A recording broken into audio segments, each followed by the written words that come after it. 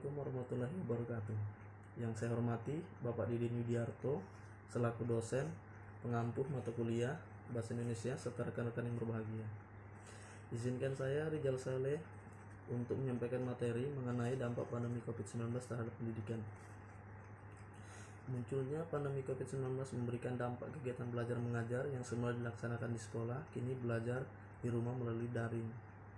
Pembelajaran daring yang diterapkan harus disesuaikan dengan kemampuan masing-masing sekolah agar proses pembelajaran berjalan dengan lancar. Belajar daring harus dengan bantuan teknologi digital seperti Google Classroom, Rumah Belajar, Zoom, video conference, telepon, atau live chat, dan lain-lain.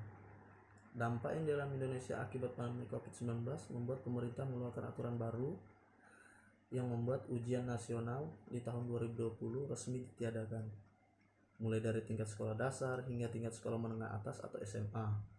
Telah dibebaskan dari ujian tersebut. Pemerintah telah meniadakan ujian nasional sebagai langkah awal dalam mengurangi penyebaran virus corona 19 dan memudahkan peserta didik. Dengan diterapkannya aturan yang mengharuskan sekolah ditutup, membuat guru harus bisa melakukan proses pembelajaran dengan efektif secara online di rumah saja. Setiap guru harus bisa melakukan proses pembelajaran dengan efektif secara online. Dituntut untuk mampu melakukan proses pengajaran daring atau online kepada peserta didik dan guru. Sangat membutuhkan kemampuan dalam teknologi informasi.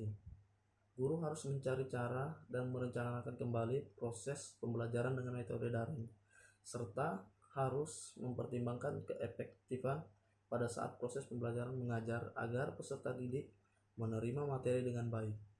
Pandemi COVID-19 tidak hanya berdampak pada guru atau tenaga pendidikan, tapi juga berdampak pada peserta didik.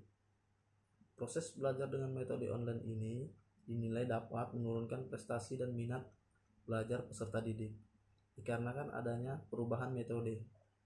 Karena setiap peserta didik memiliki kemampuan dan kemauan yang berbeda dalam hal belajar.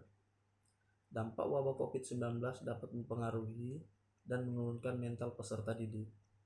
Karena pada saat pandemi berlangsung, peserta didik diwajibkan untuk tetap di rumah saja tanpa batas waktu yang ditentukan, sehingga membuat peserta didik akan kehilangan waktu dan kesempatan berinteraksi sesama teman dan dapat mengurangi interaksi sosialnya.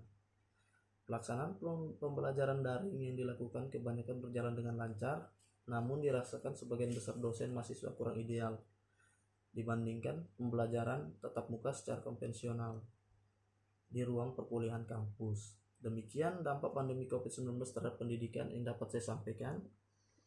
Semoga dapat bermanfaat bagi kita. Mohon maaf apabila ada salah kata dan perbuatan. Demikian materi dari saya. Wassalamualaikum warahmatullahi wabarakatuh.